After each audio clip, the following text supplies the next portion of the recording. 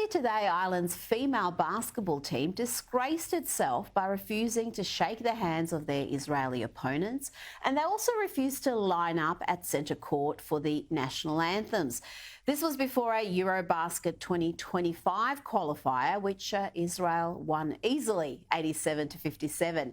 Now, before the game, Israeli player Dor Sar had said the Irish team is quite anti-Semitic, and gosh, they did seem determined to prove her right.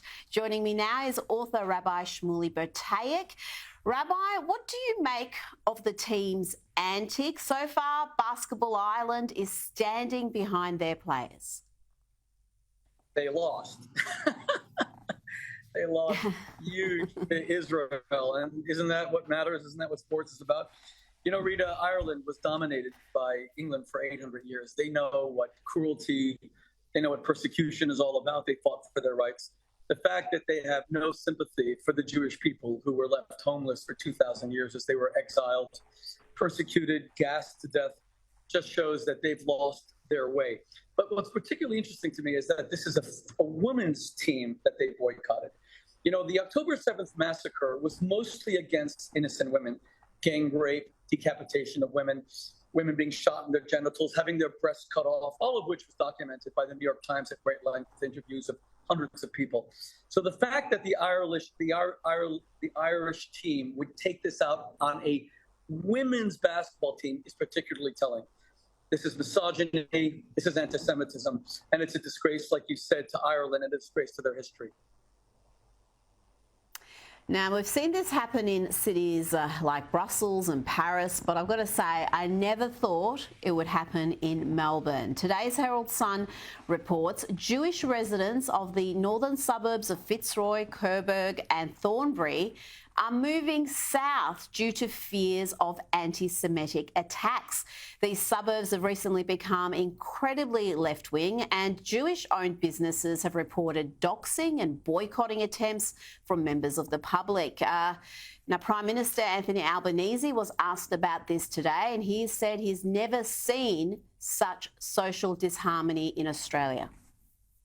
I have not seen a rise in social disharmony like I've seen in recent times. It is tragic that people feel that they have to consider moving from their local communities. It's completely unacceptable. It's not the Australia I want to see.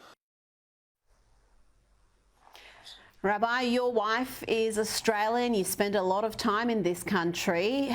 Do you recognise it anymore? Listen to what Anthony Albanese just said, Rita. Notice he said people, he won't say Jews. Notice he says disharmony, he won't say anti-Semitism.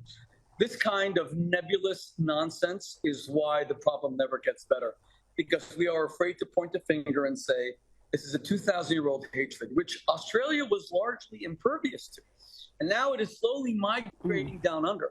And not only is it undermining Australian society, it's actually undermining Australia's global image. Because the reason why people love Australia and tourism can flourish all the way a 25-hour flight from the United States is because Australians are perceived to be very easygoing. There's very little attention. They're really, shrimp on the Barbie. Sorry to be so American. Australians were always seen as a very benign and warm and welcoming people until leaders like Anthony Albanese get past their ridiculous wokeism and their silly, nebulous statements that are meaningless. People have to get along. Cut the kumbaya nonsense. This is anti-Semitism. Jews are having to move out of their neighborhoods. Australia is becoming seen around the world as an anti-Semitic country, and it breaks my heart because, as you said, I'm married to an Aussie, lived in Australia, and I love Australia. Absolutely. Now, before you go, singer Annie Lennox used her performance of Sinead O'Connor's Nothing Compares to You at the Grammys to call for a ceasefire. Let's have a quick look. Artists for ceasefire, peace in the world. Now, what is your response to Annie Lennox? And I'm sure many well-meaning folk who say they want a ceasefire, not because they want to help Hamas, but because they want to stop innocent people from being harmed and killed. Well, we are 1 month away from the 30th anniversary of the Rwandan genocide. Why didn't anyone call for a ceasefire and just allow the Hutus to kill 800,000 Tutsis and then say, okay, let's all just call it quits and, love each other and roast marshmallows together? Ceasefire means that you leave genocidal Hamas in power so that Jews will die and be murdered and beheaded and be burned to death. That's what it means.